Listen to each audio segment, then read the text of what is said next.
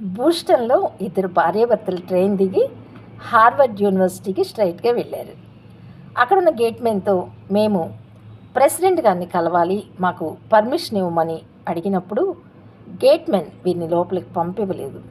వీరిని తేరి చూచి వీరి యొక్క చవకరకం బట్టలు, వీరి అవతారం ఇదంతా చూసి వీరేంటి, వీరి స్టేటస్ ఏంటి, వీరు ప్రెసిడెంట్ గారిని కలవటం ఏంటి అని చెప్పేసి ఎగతాళిగా మనసులో అనుకున్నాడు.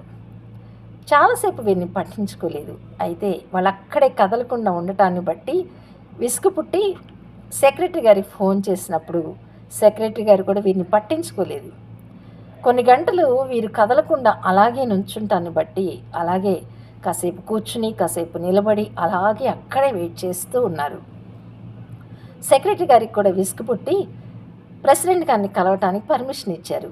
వీరు భార్యాభర్తలు ఇద్దరు నేరుగా ప్రెసిడెంట్ గారి దగ్గరికి వెళ్ళి ఇలా అన్నారు, సార్, మా అబ్బాయి ఈ యూనివర్సిటీలోనే చదివాడు, మా అబ్బాయి చనిపోయాడు, మా అబ్బాయి జ్ఞాపకార్థంగా ఏదైనా కట్టించాలని అనుకుంటున్నాం అన్నప్పుడు ప్రెసిడెంట్ గారు వీరిని తేరి చూచి ఎగతాళిగా మనసులో నవ్వుకుని వీరి యొక్క చవకరకం బట్టలు, చీప్ క్వాలిటీ బట్టలు ధరించడం, వీరి యొక్క పైరూపం, వీరి యొక్క అవతారం పైకి ఏమంత బాలేదు.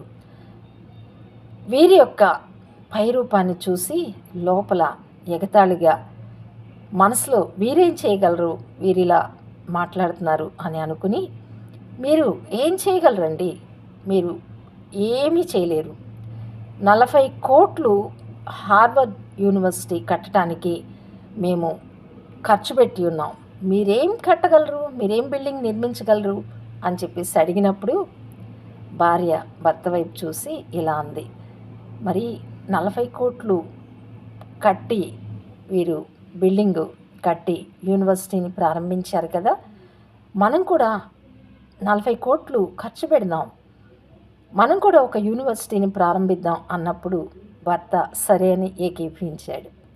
వీరిద్దరూ లేచి వెళ్ళి తిన్నగా పాలో ఎల్టోకి వెళ్ళి అక్కడ స్టాన్ఫర్డ్ యూనివర్సిటీని నిర్మించారు. అయితే హార్వర్డ్ యూనివర్సిటీ ప్రెసిడెంట్ గారు వీరిని పైరూపాన్ని లక్ష్య పెట్టకుండా వీరి యొక్క వ్యక్తిత్వాన్ని లక్ష్య పెట్టి ఉంటే 40 కోట్ల విరాళం హార్వర్డ్ యూనివర్సిటీకి వచ్చి ఉండేది.